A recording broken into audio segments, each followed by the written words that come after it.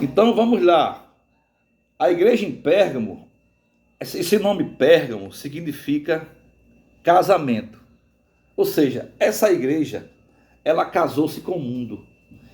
Aqui diz assim, na igreja em Pérgamo: conheço o lugar que habitas, onde está o trono de Satanás, e que conserva o meu nome, e não negaste a minha fé. Ainda nos dias de Antipas, minha testemunha fiel, meu fiel, o qual foi morto entre vós, onde Satanás habita. Você imaginou que na Bíblia tem uma igreja que ela habitava onde estava o trono de Satanás? Se tem um trono, tem um governo. Então aqui mostra que nessa igreja em Pérgamo, quem estava governando era Satanás. Olha que situação. Eu não sei que situação a igreja que você está assistindo possa estar passando, mas aqui mostra essa situação. A igreja em Pérgamo, ela casou-se com o mundo, trouxe as práticas do mundo para dentro da igreja. Por quê? Porque o inimigo, o trono de Satanás estava dentro ali, e quem estava governando era ele. As práticas pagãs, essa igreja praticava. Deus ficou muito triste com essa situação. Mas tinha um irmão aqui chamado Antipas. Essa palavra Antipas, eu acho que de onde veio o nome antipático. Ele era contra tudo que não era da vontade do Senhor. Então os irmãos vinham com práticas, segundo a história você pode ler, ele não aceitava. Vamos fazer isso, ele dizia, está na Bíblia? Aí os irmãos diziam, não, então não vamos. Vamos fazer isso, está na Bíblia? Tá, não. Então os irmãos, sabe o que foi que fizeram? Mataram o irmão Antipas, por ele ser por Deus e não ser por essas coisas malignas, práticas pagãs, que infelizmente hoje eu vejo muito. Eu não sei a situação da sua igreja onde você está passando, mas essa é a situação. O Senhor mostrou a igreja em Pérgamo. Ela casou-se com o mundo. Hoje eu vejo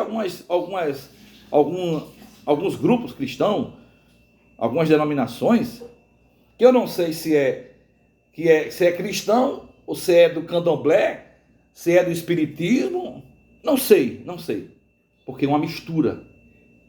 As coisas santas de Deus não podem se misturar com as coisas profanas. O Senhor fala, né?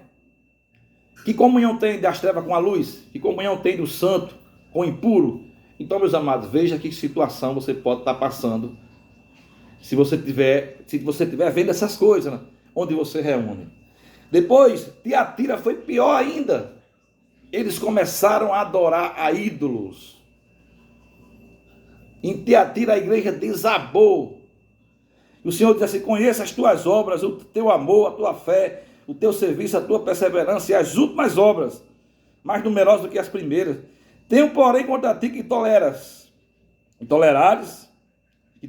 essa mulher Jezabel, que assim mesmo se declara, profetiza e não somente ensina, mas ainda seduz os meus servos a praticarem a prostituição e a comerem coisas sacrificadas aos ídolos. Então essa questão de prostituição não é você se prostituir lá no lado do sexo, da carne, não. Tudo aquilo que toma o lugar de Deus é prostituição.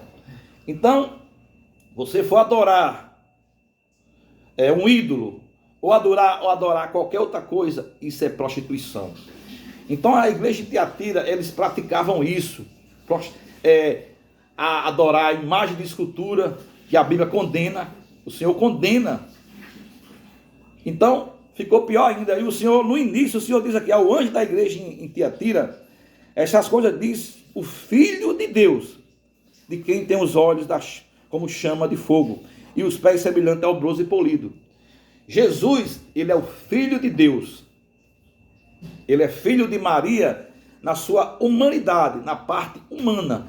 Mas na sua deidade, ele não é filho de Maria, porque Maria não é mãe de Deus, porque Deus já existia muito antes. Muito antes. Deus é antes de todas as coisas. Maria é mãe de Jesus na sua parte humana, na sua humanidade. É nossa irmã. Nós amamos Maria, nós honramos Maria. Só não adoramos, porque nós só adoramos ao Deus Criador, que é digno de toda a honra, de toda a glória e de todo louvor. Amém, meus amados? Então, que nós vejamos nossa real situação. Então, essa igreja em Tiatira estava nessa situação de idolatria, né? E essa mulher, ela seduzia os filhos de Deus para adorar outras coisas. Então, que nós possamos estar claro e estar na luz do Senhor, para adorar somente o nosso Deus, o único Deus, porque não há outro além do Senhor.